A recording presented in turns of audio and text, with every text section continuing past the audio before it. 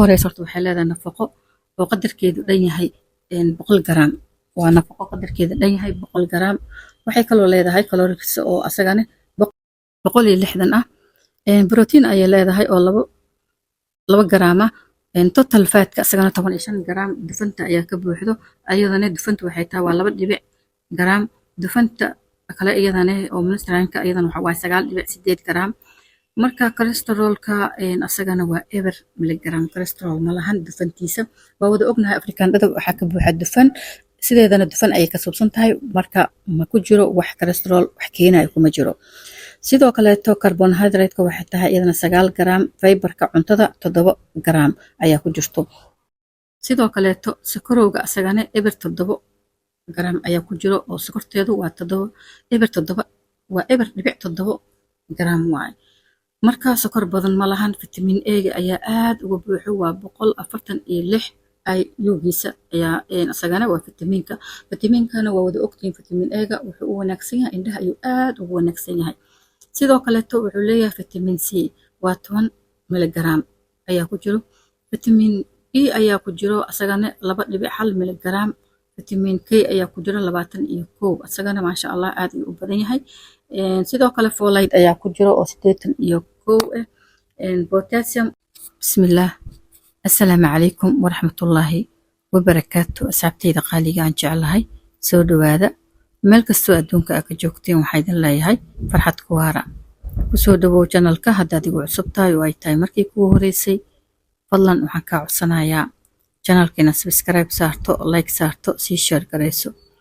haddii aadan igu cusbeenod hore ila joogteen like ii saar ii share garee. aada wada mahadsantiin dhammaantiinbu.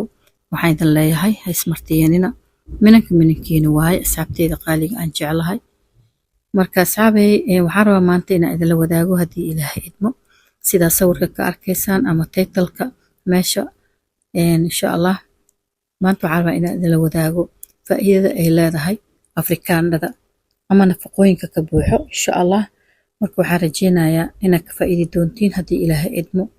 Afrikaanada aad ay u faa'iido badan tahay, aad ayana nafaqo uga buuxaa, wayna dhameystiran tahay insha Allah.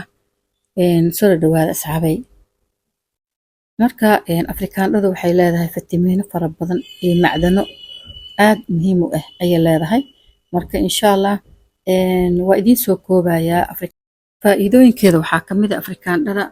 marka ugu horeysa horta waxay leedahay nafaqo oo qadarkeedu dhan yahay 100 garaam. waa nafaqo qadarkeedu dhan yahay 100 garaam. waxay kaloo leedahay calories oo asagana 160 ah. Protein ayay leedahay oo 2 garaam ah. Total fat ka asagana 15 garaam. Dufanta ayaa ka buuxdo. Ayadana dufanta waxay tahay waa 2 garaam. Dufanta kale iyadana oo monosaccharide iyadana waxa waaye 9.8 garaam. marka cholesterolka asagana waa eber miligram. cholesterol ma lahan dufantiisa. waa wada ognahay Afrikaanada waxaa ka buuxa dufan. sideedana dufan ayay ka subsan tahay. marka ma ku jiro wax cholesterol wax keenayo kuma jiro. sidoo kaleeto carbohydrate-ka waxay tahay iyadana 9 garaam. Fiber-ka cuntada 7 garaam ayaa ku jirto. sidoo kaleeto sokorowga asagana eber 7 garaam ayaa ku jiro oo sokorteedu waa 7 eber 7 waa eber dhibic 7 garaam waaye. marka sokor badan ma lahan. vitamin A ayaa aad uga buuxo waa 146 IU-giisa ayaa asagana waa vitamiinka. Vitamiinkana waa wada ogtiin vitamin A wuxuu u wanaagsan yahay indhaha ayuu aad ugu wanaagsan yahay. sidoo kaleeto wuxuu leeyahay vitamin C waa 10 miligram ayaa ku jiro. vitamin E ayaa ku jiro asagana 2.1 miligram. vitamin K ayaa ku jiro 21 asagana maasha Allah aad ayuu u badan yahay.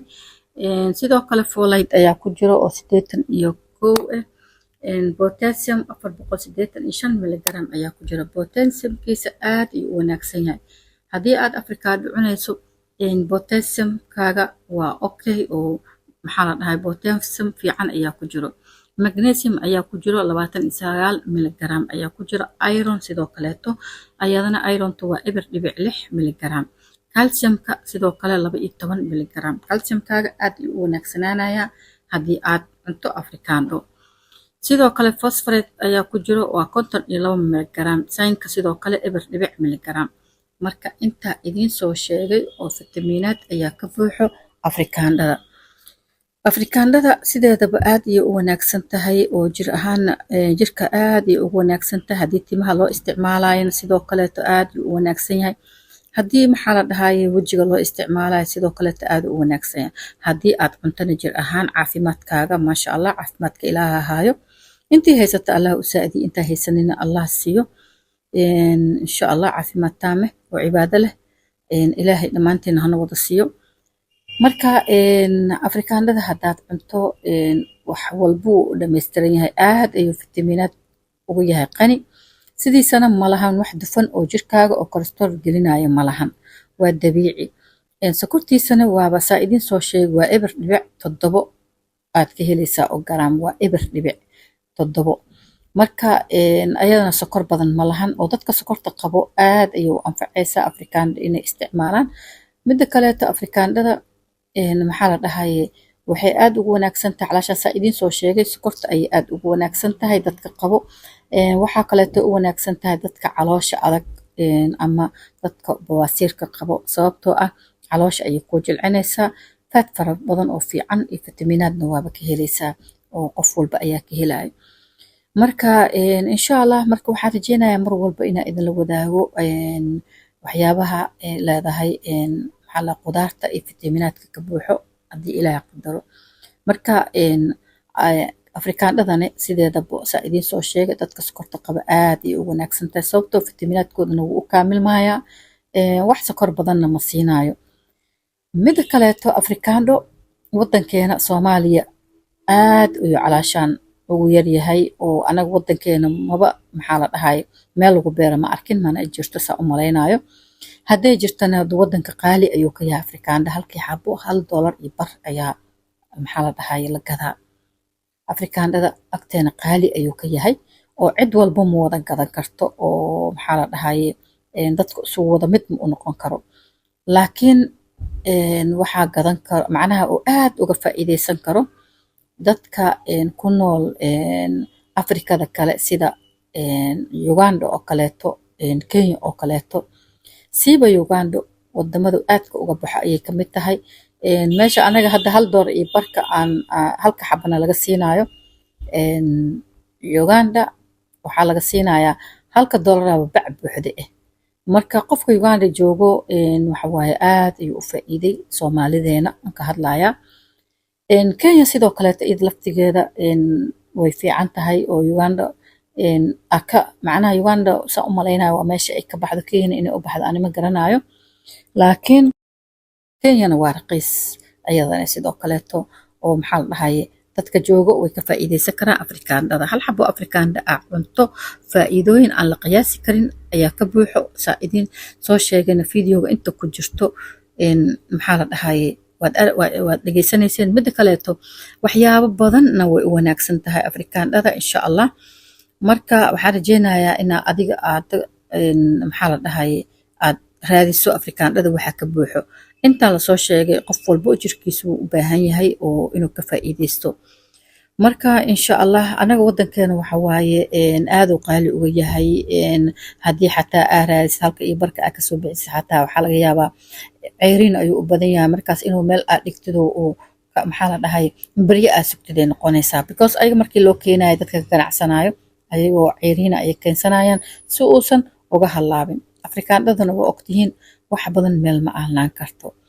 marka insha allah asxaabteyda qaaliga aan jeclahay waxaa kaleetoo jiro afrikaandhada dad ay u wanaagsaneen ayagana wuu jiraa, sababtoo cunto kasto dad ayaa xasaasiyad ku ah. waxaa jira dad xasaasiyad ku qaba afrikaandhada oo aan cuni karin, kolley ma badna u malaynaya. haddii aa xasaasiyad ku qabtid waa iska dhaafi karta ama aa iska dareentid inaa xasaasiyad aa ka qaadoosid waa iska daynaysaa. laakiin inta kale aan xasaasiyad ku qabin iyo dadka sokorta qababa aad ayay ugu wanaagsan tahay afrikaandhada. marka insha allah waa rajeynayaa inaad ka faa'iidi doontiin. waxaa kaleeto afrikaandhada u wanaagsan tahay dadka indhaha xanuunayo kaleeto ama aragooda yaryahoo kaleeto aad ayuu ugu wanaagsan yahay, sababtoo ah vitamin A ayaa aad uga buuxo. vitamin A gaasiitu waa 146 ayaa ku jiro oo marka insha allah waxaan rajeynayaa dadkaasna inay ka faa'iideystaan insha allah. magnesiumkiisana wuu fiican yahay, potassiumkana aad ayuu uga buuxaa. waa 485 miligram potassium ayaa ku jiro. marka potassiumkana muhiim waa qof kastoo bini aadan ayaa u baahan jirkiisa potassium inuu helo. marka asxaabteyda qaaliga aan jeclahay aad u mahadsantihiin dalka ila soo gaarteen aad ayaa u mahadsantihiin. markas waxaan idin leeyahay soo dhawaada ismartiyanina mininkiina waaye asxaabay. maanta waxaan jeclaystay inaan idin la wadaago afrikaandho iyo faa'iidada ay leedahay bini'aadanka oo faa'iidada uu u leeyahay. marka insha Allah afrikaandhada cid walba ayaa isticmaali karto haddii aad xasaasiyad ku qabin ilmaha yarkaa sii kartaa adiga isticmaali karo. waa qudrad kaale iska araga oo wax walba u dhammaystiran yahay oo ilaahay u dhammaystiray waaye. fitamiin K-ga xataa waxaa ku jira 23 ayaa ku jirto. marka insha Allah fitamiin E uu leeyahay 2.1 ayaa ku jirto. waa idin soo wada sheeg fitamiin C ga hadduu kugu yaryahay oo kaleeto 10 miligram ayaa ku jirta iyada laftigeeda. marka asxaabteyda qaaliga aan jeclahay dawaakaasaa maanta maxaa la dhahaye waxaan ka hadlaynay afrikaandhadan nafaqadane nafaqa dhammaystiran ayaa ku jiro. afrikaandha cunaa nafaqa cunaa nafaqa darana way haysaa iyada laftigeeda ma jirto oo 100 miligram ayaa ku jiro. calorieska waxaa ku jiro 160 ayaa ku jirto. borotiin ayaa ku jiro oo 2 gram ah. waa idin soo wada sheegay faada ku jiro oo 15 gram ah. dufan ayaa ka buuxda 2.1 dufantaas oo ah dufan adiga aan ku keenaynin cholesterol ku keenaynin ayaa ku jirto. marka insha Allah waa isxasuusinayno inaan ka faa'iideysano qudaarta wadankeena ama meel kaleba ha nooga timaadee jaanis haddaad ku hesho in aad ka faa'iideysato ama oo aad haysatid suuq ugu dhow oo aad ka heli kartid alaabaha inaad rootiinka ku darsato. marka aad u mahadsantiin asxaabteyda qaaliga aan jeclahay. haddaad igu cusub tahay waxaan kaa codsanayaa channelka inaad subscribe saarto, like saarto, sii share gareyso. waxay ka dhibaysa malahan anigana waxa waaye faa'iido ayay ii tahay oo channelka ayaa meelo badan laga arkaya. haddii maxaa la dhahaye aadan igu cusbaanood hore ila joogtan like ii saar ina share garay aad ayaad u mahadsan tahay. kama daali doon inaad indhaho dhammaantiinba waa mahadsantihiin. marka koowaad ilaah ayaa u mahad celinaynaa. ilaah ayaa mahadda iskale alxamdulilah ayaan leenahay. mar walba allah ayaa u mahad celinaya. marka labaadna idinka ayaa mahadda iskale oo i daawado oo like ii saaro oo ii share gareeyo. marka insha Allah waan rajeynayaa in halkan aan ka kici doono aad iga kici doontiin. marka waa idinka sii tagayaa asxaabteyda qaaliga aan jeclahay waxaa idinkaga sii tagayaa salaanta islaamka. assalaamu calaykum waraxmatullaahi wabarakaatu. isku soo noqod dambe oo xiiso leh videoga xigo inta laga gaarayo insha Allah.